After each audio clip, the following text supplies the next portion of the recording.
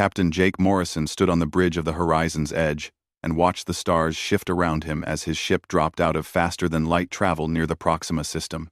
His crew had been exploring this sector for 3 months now, and they had found nothing but empty planets and silent rocks floating in the darkness. Jake was beginning to think humanity was alone in the universe, until his sensors officer called out with urgency in her voice. Lieutenant Amy Foster leaned over her console, and her fingers danced across the holographic display as she tried to make sense of what her instruments were telling her. She looked up at Jake with wide eyes and told him there were 15 unknown vessels approaching their position at high speed. The ships were massive, and their energy signatures were unlike anything in Earth's databases. Jake felt his heart rate increase, but he kept his expression calm for the sake of his crew. This was it, and this was the moment humanity had been dreaming about for centuries. First contact with alien life. The communications array lit up with an incoming transmission, and Jake nodded to his communications officer to accept it. The main view screen flickered, and the image that appeared made several crew members gasp. The alien was tall and reptilian, with golden scales that seemed to shimmer in the light of its ship's bridge. Its eyes were cold and predatory, and when it spoke through the translation software, its voice carried the weight of absolute authority. The creature identified itself as Ambassador Kelvin of the Threxian Empire and representative of the Galactic Council. It told Jake that humanity had been detected expanding beyond its home system and that such expansion required Council approval. The way Kelvin spoke made it clear he viewed humans the same way a person might view insects crawling out from under a rock. Jake introduced himself and requested a diplomatic meeting to establish friendly relations between Earth and the Council. Kelvin's response was a sound that the translator interpreted as laughter. The ambassador told Jake that friendship was not being offered, and that the Council did not befriend primitive species who had barely learned to leave their own planet. Instead, Kelvin transmitted what he called a standard integration treaty. Commander Lisa Bennett stepped forward to review the document, and her face grew pale as she read through the terms. The treaty demanded that Earth cease all expansion beyond the Mars colony, and that humanity provide yearly tribute of resources and genetic samples to the Council. All human vessels would be restricted to sublight travel only, and every human born would be registered in the Council's genetic database. Earth would have limited autonomy, but ultimate authority would rest with Council governors. Lisa looked at Jake and shook her head slowly. She told him this wasn't a treaty but a slavery contract dressed up in diplomatic language. He told Ambassador Kelvin with respect but firmness that Earth would not accept these terms, and that humanity requested fair negotiation as equals. Kelvin's expression changed to something that looked like anger mixed with amusement. The alien leaned forward and told Jake that humans were in no position to make demands. The transmission cut off, and Jake immediately ordered his crew to raise shields and charge weapons. The Horizon's Edge was an exploration vessel, but it carried defensive armaments because Earth had learned to be cautious. What happened next would change everything for humanity. The Council fleet opened fire without any further warning and without any declaration of hostilities. Plasma bolts streaked through space and slammed into 3 colony ships that had been traveling with Jake's vessel toward Mars. The colony ships were unarmed civilian transports, carrying 10,000 men and women and children who dreamed of building new lives on the Red Planet. Jake watched in horror as the first ship exploded in a ball of fire that consumed hundreds of lives in an instant. The second ship tried to run, but Council fighters swarmed it and tore it apart with concentrated fire. The third ship broadcast a desperate plea for mercy, but the Council vessels showed none, and they reduced it to debris that scattered across the void. 10,000 human beings died in less than 3 minutes, and their only crime was existing in space that the Council claimed as its own. Lieutenant Amy Foster screamed at Jake to give orders, and her voice broke through his shock. Jake ordered maximum power to engines, and he commanded his navigator to plot an emergency jump back to Earth. The Horizon's Edge shook as Council weapons found their shields and alarms blared throughout the ship. Jake's weapons officer returned fire and managed to damage 1 Council frigate, but it was like throwing rocks at a mountain. The enemy had overwhelming numbers and superior technology. The jump drive charged with agonizing slowness, while Jake's crew fought to keep their ship intact. 2 more hits, and their shields would fail completely. Jake gripped his command chair and watched the countdown timer tick toward 0. At the last possible second, the horizon's edge leaped into faster-than-light travel and left the burning wreckage of the colony ships behind. The crew sat in stunned silence as they raced toward home, and many of them were crying. Jake ordered his communications officer to send everything they had recorded to Earth Command with maximum priority. Every second of the encounter, and every word of Kelvin's demands, and every frame of the massacre needed to reach Earth before the Council could spin their own version of events. The message was sent, and now all they could do was wait. The horizon's edge limped into Earth orbit 3 days later, and Jake was immediately summoned to an emergency session of the United Earth government. President Daniel Cooper met him personally at the landing bay, and the look on the president's face told Jake that the whole world had already seen what happened. The footage of burning colony ships and dying civilians had been broadcast on every news channel and across every social media platform. Humanity had watched 10,000 of their own be slaughtered like animals, and the rage was building. Jake stood before the assembled government leaders and military commanders and gave his report. He told them about Kelvin's arrogance, and the Council's demands, and the unprovoked attack that murdered innocent people. He told them that the Council saw humanity as nothing more than primitives to be conquered and controlled. When he finished speaking, the chamber fell into heavy silence. President Daniel Cooper stood and addressed the assembly. His voice was quiet, but it carried a coldness that made Jake shiver. The president said that the Council had sent Earth a message, and that humanity would send one back. Cooper looked directly at the military commanders and told them to begin preparations.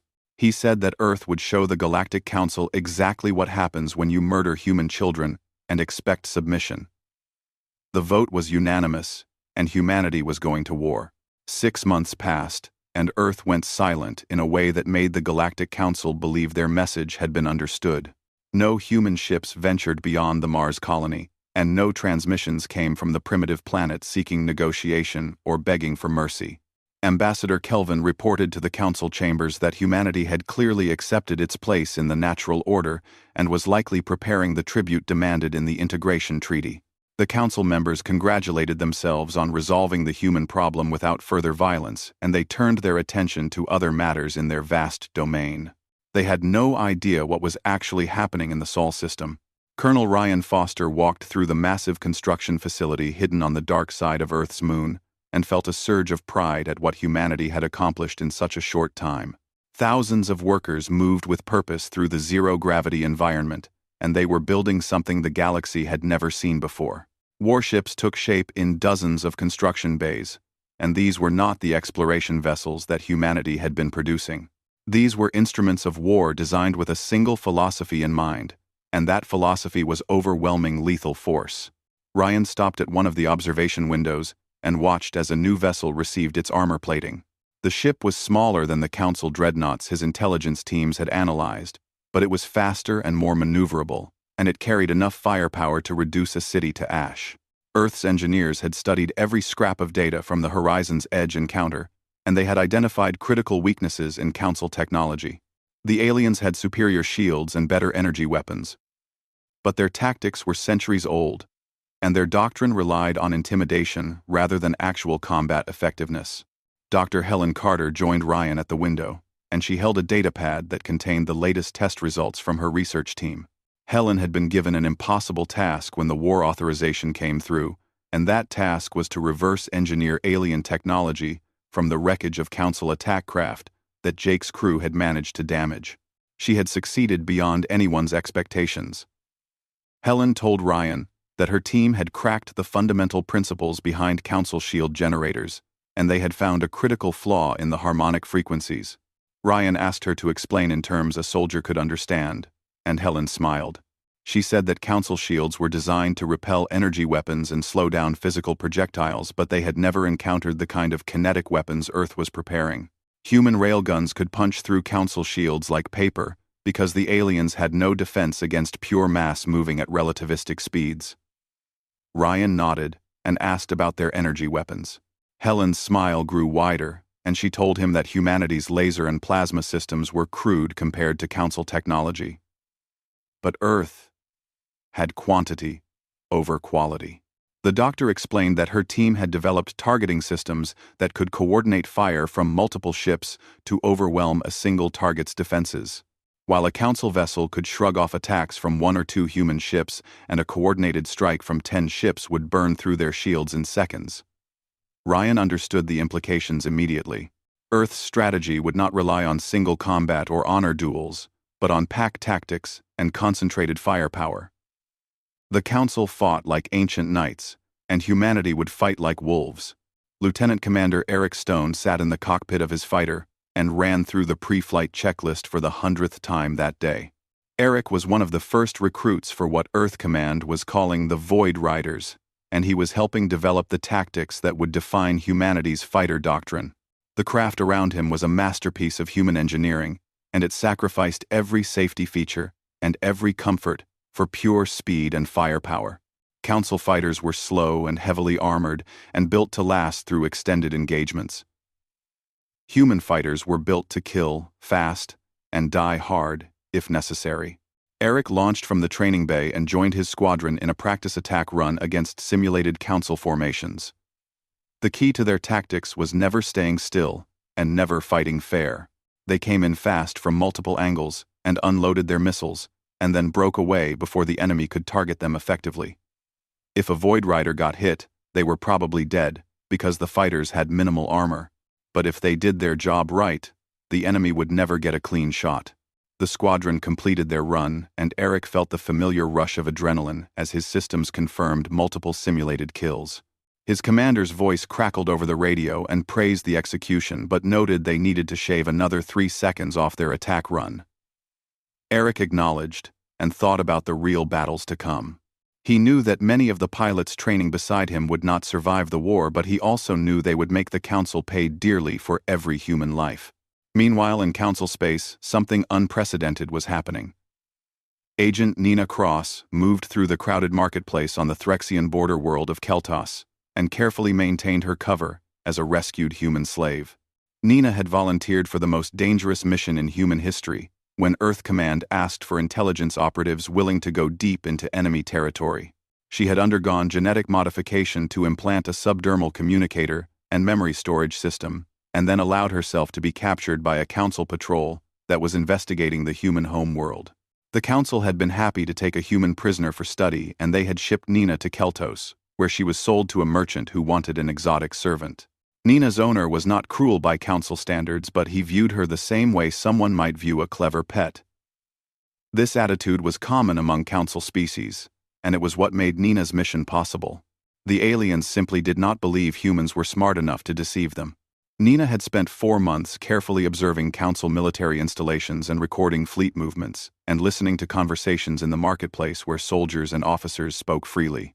She transmitted her findings back to Earth using the implanted communicator during the brief windows when she could ensure privacy. What she learned was both encouraging and disturbing. The Council had massive military resources spread across dozens of worlds, but their forces were designed for peacekeeping and not actual warfare. The various Council species had been at peace for over 10,000 years, and in that time, their military doctrine had become more about ceremony than combat effectiveness. Officers gained rank through political connections rather than merit, and most Council soldiers had never seen actual battle. Their weapons were powerful, but their tactics were predictable, and their training was focused on intimidating lesser species into submission rather than fighting peer opponents. Nina realized that the Council was a giant with feet of clay, and if Earth could strike hard enough and fast enough, they could shatter the entire structure. Nina sent her final report to Earth Command, and included a detailed analysis of Council political divisions. The Galactic Council was not as unified as it appeared, and dozens of species chafed under Threxian dominance. If humanity could prove they were a legitimate threat, then some of those species might see an opportunity to break free. The stage was set, and Earth had built its weapons, and trained its warriors, and identified its enemies' weaknesses. President Daniel Cooper gave the final authorization, and the counterattack was scheduled to begin in 72 hours. Admiral Greg Palmer stood on the bridge of the Retribution and watched the countdown timer reach 0. Around him, in the void of space, 200 human warships hung in perfect formation, and their crews were ready for what came next. Greg had spent 30 years in Earth's Navy, and he had dreamed of commanding a fleet in glorious exploration of the stars. Instead, he was about to lead humanity's first interstellar war, and he would carry the weight of that responsibility for the rest of his life. He gave the order, and 200 ships jumped simultaneously to 12 different council worlds.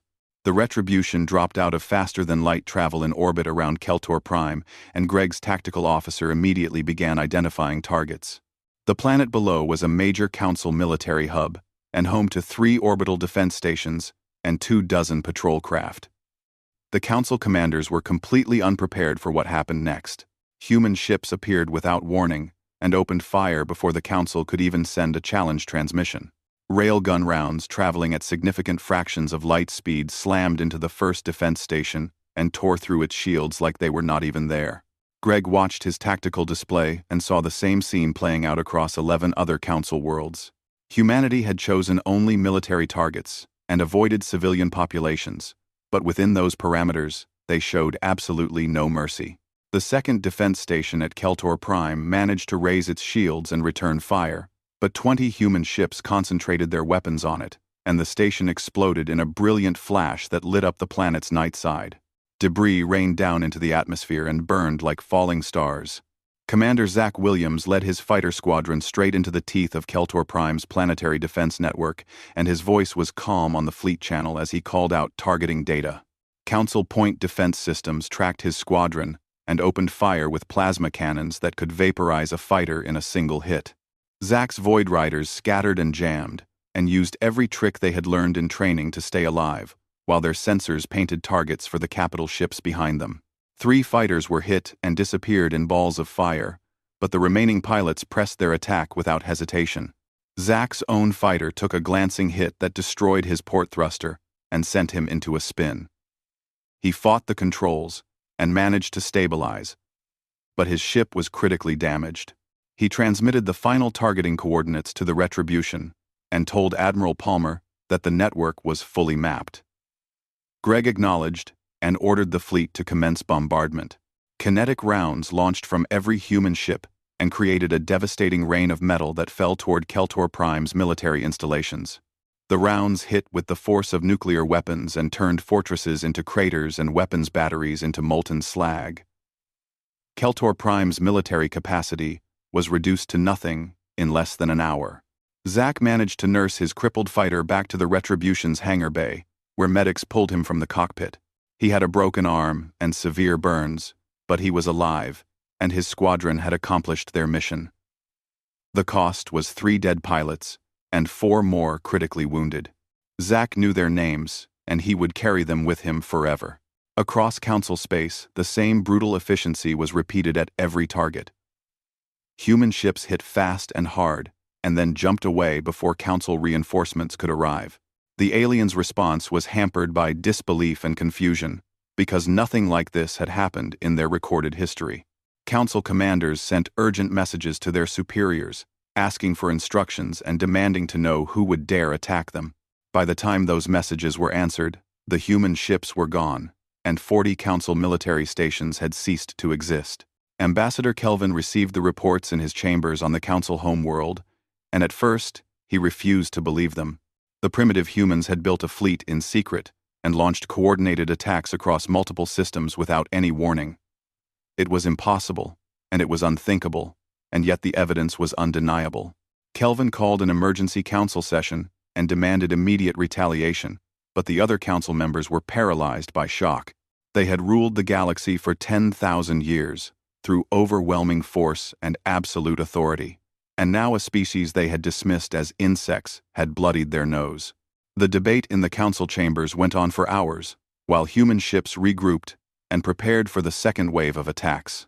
Some council members called for negotiation and suggested that perhaps they had been too harsh in their initial demands to Earth. Others, like Kelvin, demanded total war and the complete extermination of humanity as an example to other species who might consider rebellion. While the council argued, humanity struck again. The battle that came to be known as the Massacre at Velos Station entered military history as an example of human ruthlessness.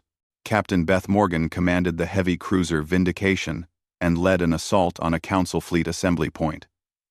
Her orders were to destroy the shipyard facilities and prevent the Council from building reinforcements. Beth's ship and her support vessels jumped into the system and immediately came under fire from a Council dreadnought that had been undergoing repairs at the station. The dreadnought was 3 times the size of the Vindication, and its weapons could have destroyed Beth's ship with a single sustained barrage. But the Council vessel was still connected to the station by umbilical cables, and its crew was not at combat readiness. Beth ordered ramming speed before the enemy could fully power their shields. Her crew stared at her in shock because ramming was a suicide tactic. Beth told them calmly that their deaths would save thousands of human lives if they could take out that dreadnought. The Vindication's engines roared to full power, and the ship accelerated directly at the enemy vessel. Council crew members aboard the dreadnought scrambled to their stations and tried desperately to bring weapons online. They were too slow. Beth's ship slammed into the dreadnought's engineering section at tremendous speed, and the collision tore both vessels apart. The explosion consumed the station's repair bay and triggered a chain reaction that destroyed half the facility. Beth's final transmission was simply 2 words that became a rallying cry for human forces, and those words were worth it. News of the battle spread through both human and Council space, and the reactions could not have been more different. Human civilians mourned Captain Morgan and her crew, but they also felt a fierce pride that their people had fought so bravely. The Council species felt something they had not experienced in millennia, and that was fear. These humans did not fight like civilized beings who valued their own lives and followed established rules of warfare. They fought like cornered animals, who would drag their enemies down, even if it meant their own destruction. What disturbed the Council most was that humanity seemed to have no interest in conquest or territory. Human forces destroyed military targets and then left immediately. They did not occupy planets or demand surrender. They simply killed everything that could threaten Earth and moved on to the next target. This was not war as the Council understood it, and this was extermination conducted with cold efficiency. 3 months into the conflict, the Council's casualty reports made for grim reading. They had lost over 200 military installations and 15 major warships and countless smaller vessels. Human losses were also significant, but nowhere near what Council analysts had predicted. The primitive species was winning through superior tactics and absolute willingness to sacrifice anything for victory. Ambassador Kelvin read the reports and finally understood that Earth could not be intimidated or reasoned with using traditional methods. The humans had been pushed too far, and now they would not stop until the Council was broken or humanity was extinct. Ambassador Vrel of the Saurian cluster stood in his private quarters and made the most dangerous decision of his long life. He activated a secure communication channel using frequencies that his intelligence officers had intercepted from human transmissions, and he waited to see if Earth would answer. The humans had every reason to simply kill him or ignore his message, but Vrel was gambling that they were smart enough to recognize an opportunity when it presented itself. After several minutes, a human face appeared on his screen, and the young officer identified himself as Lieutenant Paul Griffin of Earth Intelligence Command. Vrel spoke carefully and explained that he represented a coalition of 12 Council species who were tired of Threxian dominance and saw the current war as an opportunity for change. Paul listened without interrupting, and his expression gave nothing away. Vrel continued and told the human that his coalition could provide detailed intelligence on Council fleet movements and political weaknesses in exchange for one thing, and that thing was protection from Threxian retaliation when the truth came out. Paul asked why Vrel thought Earth would trust aliens who were betraying their own government. The Saurian ambassador smiled and replied that trust was earned through actions and not words. He transmitted coordinates for a major Council supply convoy that would be passing through an undefended system in 48 hours. Paul confirmed the information was received and told Vrel that Earth would verify his intelligence before making any agreements. The transmission ended, and Vrel sat in the darkness wondering if he had just saved his people or doomed them. 2 days later, human forces destroyed the convoy exactly as Vrel had predicted, and Lieutenant Paul Griffin contacted him again with a very different tone. President Daniel Cooper reviewed the proposal from Earth Intelligence Command and saw the strategic brilliance immediately. The Galactic Council was fracturing from within, and humanity could exploit those divisions to end the war faster and with fewer casualties. But Cooper was also aware that accepting alien allies meant trusting species who had stood by while humans were massacred. He called a cabinet meeting and laid out the options. General Kate Mitchell spoke first and argued that war made strange alliances necessary and that Earth could not afford to fight every council species simultaneously. Others argued that humanity should reject any compromise and continue the total war strategy until the council surrendered unconditionally. The debate went on for hours until Cooper finally made his decision. He authorized General Mitchell to negotiate with Vrel's coalition, but made one thing absolutely clear, and that was, Earth would never forget who attacked them first. Any alliance would be provisional and based on concrete actions rather than promises. Kate nodded and began preparations for the most unusual diplomatic mission in human history. General Kate Mitchell arrived in neutral space aboard a heavily armed diplomatic vessel and found herself face to face with representatives from 12 alien species who all claimed to want freedom from Threxian rule. Kate was a career soldier who had fought in 3 wars on Earth before humanity reached the stars, and she had no patience for political games. She told the assembled aliens bluntly that Earth did not trust them and would verify every piece of intelligence they provided. If any of them betrayed humanity, then Earth would consider their entire species enemy combatants. Ambassador Vrel translated for those species whose translators struggled with human directness, and then he responded with equal honesty. He told Kate that his people understood human anger and knew they deserved no trust after allowing the attack on Earth's colony ships. But he also explained that the Threxian Empire had ruled through fear for thousands of years, and most council species had no real power to oppose them until now. Humanity's war had proven that the Threxians were not invincible, and that created an opportunity for change that might never come again. Kate listened and evaluated the aliens before her. She had studied the intelligence reports on each species and knew their military capabilities and political structures. None of them were strong enough to challenge the Threxians alone, but together with human support they could shift the balance of power. She made her decision and told Vrel that Earth would accept a provisional alliance under specific conditions. The rebel species would provide intelligence and open certain systems to human military operations. In exchange, Earth would guarantee their independence after the war ended and protect them from Threxian retaliation. The agreement was signed, and the Galactic Council suddenly found itself fighting a civil war on top of the human insurgency. Vrel's coalition began sabotaging Threxian supply lines and sharing classified military plans with Earth Command. Council forces that had been coordinating against humanity now turned on each other, and centuries of suppressed resentments boiled over into open conflict. Ambassador Kelvin watched his empire crumble and knew he had to do something dramatic to restore Threxian authority. Kelvin proposed to the remaining loyal council members that they send the Grand Fleet to Earth itself and crush humanity in their home system.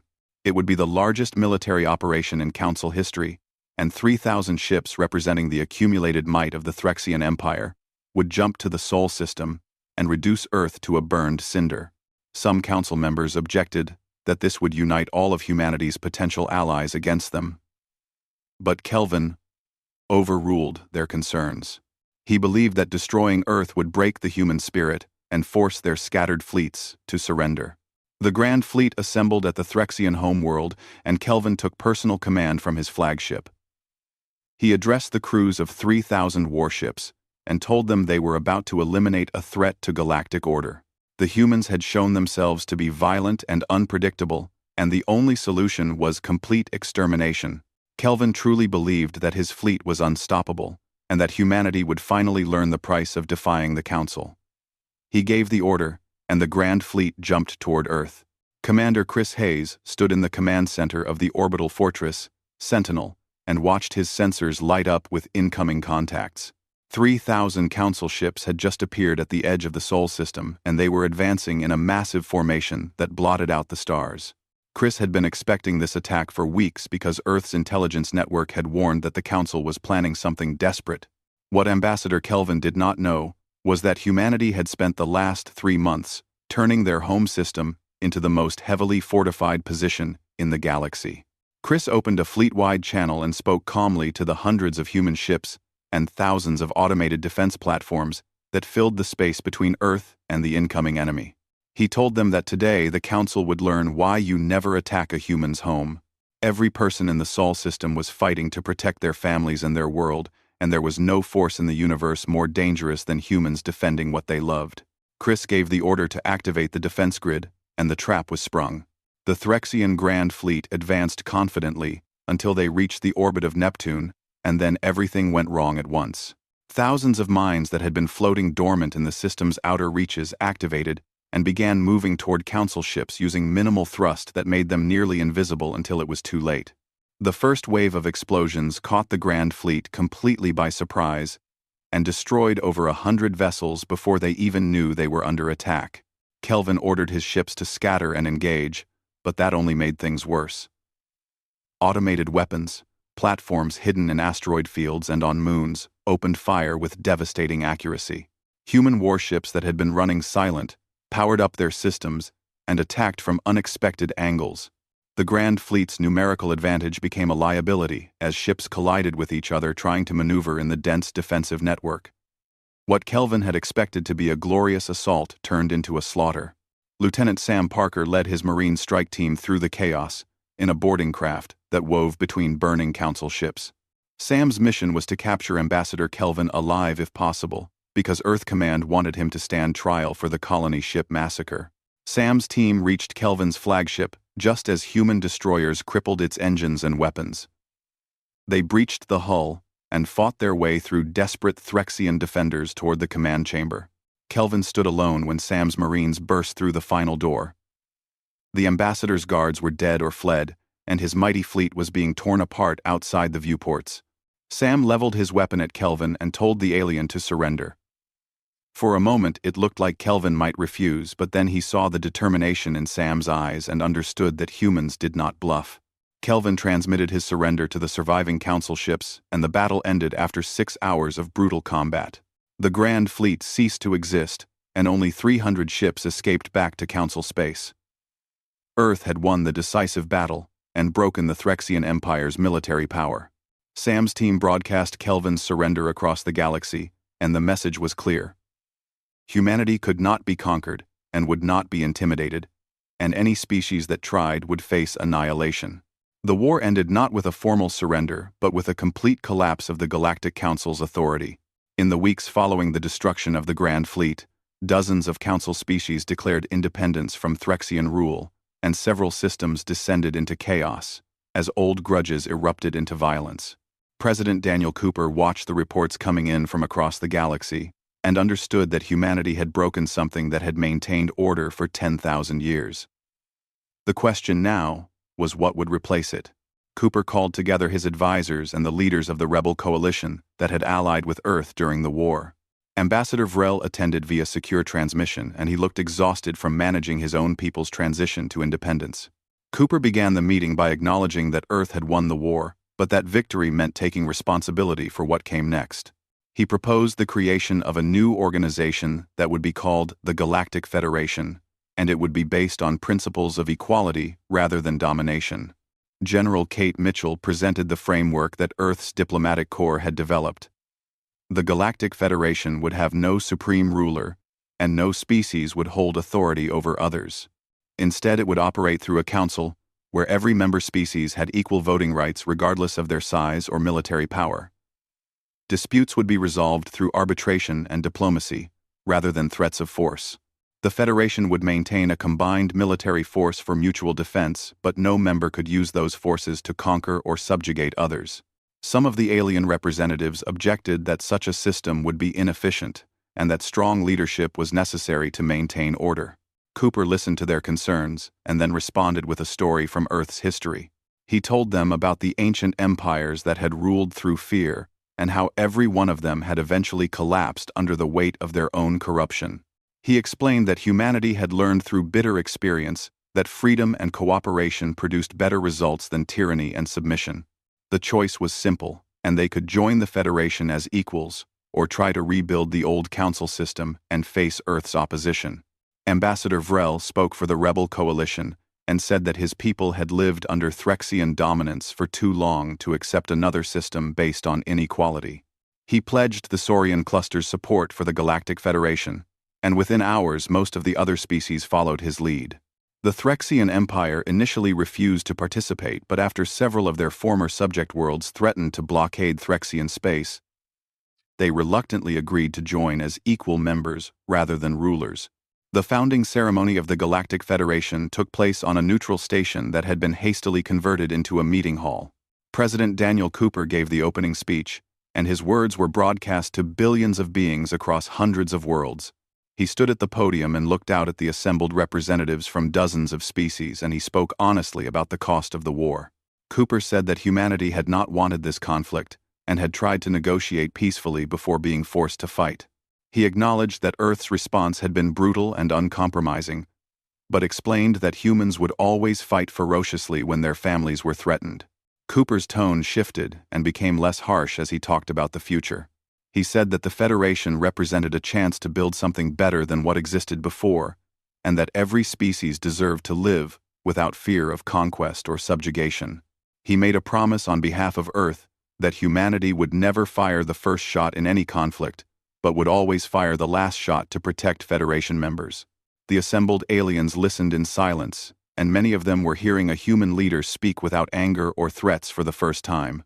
The speech concluded with Cooper looking directly at the camera and addressing not just the representatives but every being who was watching. He told them that Earth remembered what it cost to earn respect in a galaxy that had dismissed humanity as primitive. He said that the scars from the colony ship massacre would never fully heal, but that humans were choosing to build rather than destroy going forward. Cooper ended by saying that the Federation would stand or fall based on whether its members truly believed in equality or just paid lip service to it while seeking advantage over others. Admiral Greg Palmer was chosen as the first Supreme Commander of the Federation Defense Force, and his appointment sent a clear message about the new organization's priorities. Greg had led Earth's fleet during the war and was known for his tactical brilliance and his absolute refusal to accept unnecessary casualties. His first action as Supreme Commander was to issue new rules of engagement that emphasized restraint and proportional response. Federation forces were authorized to defend themselves and their allies, but were strictly forbidden from targeting civilian populations or using weapons of mass destruction. Greg spent his first year in command, integrating forces from multiple species into a coherent military organization. It was challenging work because different species had vastly different combat doctrines and cultural attitudes toward warfare. Human forces favored aggressive tactics and overwhelming firepower, while some of the former council species preferred defensive strategies and prolonged negotiations. Greg found ways to use each species' strengths and created mixed units that could adapt to different situations.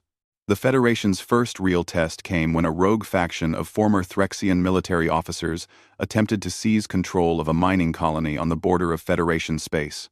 The rebels claimed they were restoring the old order and demanded that the colony's inhabitants submit to Threxian authority. Greg dispatched a response force that included human ships and vessels from 3 other Federation species. The combined fleet arrived at the colony and gave the rebels one chance to surrender peacefully. When the rebels refused and opened fire, they learned that the Federation had inherited Earth's philosophy on responding to aggression. The battle lasted less than an hour and ended with the complete destruction of the rebel fleet and the capture of its leaders. Greg made sure the surviving rebels were given fair trials and proper treatment as prisoners. But he also made sure every species in the galaxy saw what happened to those who tried to restart the old ways of conquest and domination. 5 years after the war ended, Captain Jake Morrison stood on the bridge of the horizon's edge and felt a strange sense of completion. He had been promoted to Admiral and given command of the Federation's Exploration Division, but he had requested permission to take his old ship on one final mission. Jake was heading to the site where the first joint human-alien colony was being established, and he wanted to see with his own eyes what all the fighting had achieved.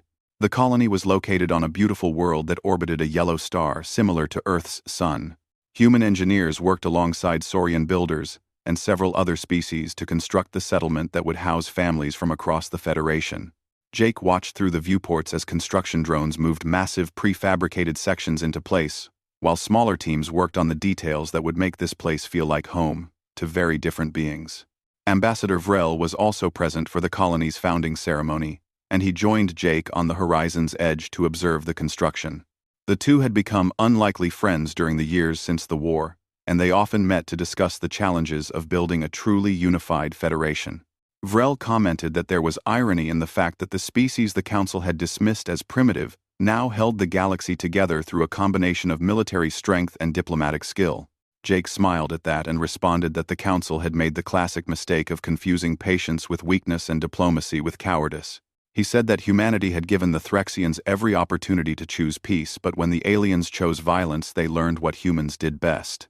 Jake explained that Earth had adapted to the threat and overcome it through determination and sacrifice, and won decisively enough that no one would question their right to exist.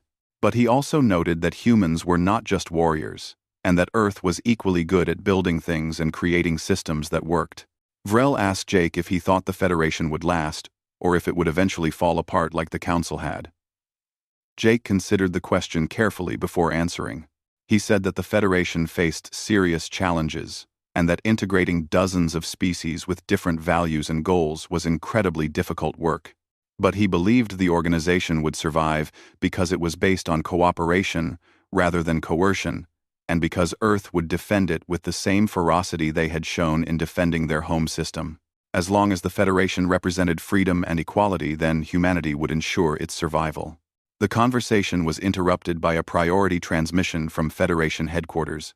A distress call had been received from a mining operation in a distant system, and initial reports suggested pirates or raiders were attacking civilian vessels. Jake acknowledged the message and began plotting a course to intercept. Vrel noted that this was exactly the kind of situation that would have been ignored under the old Council, unless it affected powerful species. Jake nodded and said that was precisely why the Federation existed and why Earth had insisted on equal protection for all members. The Horizon's Edge and her escort vessels jumped toward the distress call, and Jake felt a familiar rush of purpose. The war was over, but the work of maintaining peace and protecting the innocent never ended. He thought about Captain Beth Morgan and her sacrifice at Velos Station, and about all the other humans and aliens who had died to create the Federation. Their legacy was a galaxy where strength served justice rather than oppression, and where every species had a voice in their own destiny. Jake looked at the stars, stretching out before his ship, and allowed himself a moment of satisfaction. Earth had been pushed to the edge of extinction by the Council's arrogance. But humanity had not just survived, but had emerged as the foundation of a new galactic order. The Threxian Empire and the Old Council had learned a lesson that would echo through history, and that lesson was simple. Humanity did not seek war, but when war came to them, they did not just fight to win but fought to ensure they would never have to fight the same enemy again. The final transmission from the colony site came through as Jake's ship accelerated toward the distress call. Construction teams reported that the first residential section was complete and ready for families to move in. Children from 3 different species would grow up together in that colony, and they would never know a galaxy ruled by fear and subjugation. That was what the war had been for, and that was why all the sacrifice and suffering had been worth enduring. The Galactic Council had no response to Earth's brutality, because no response existed that could undo what humanity had accomplished, and the galaxy would never be the same.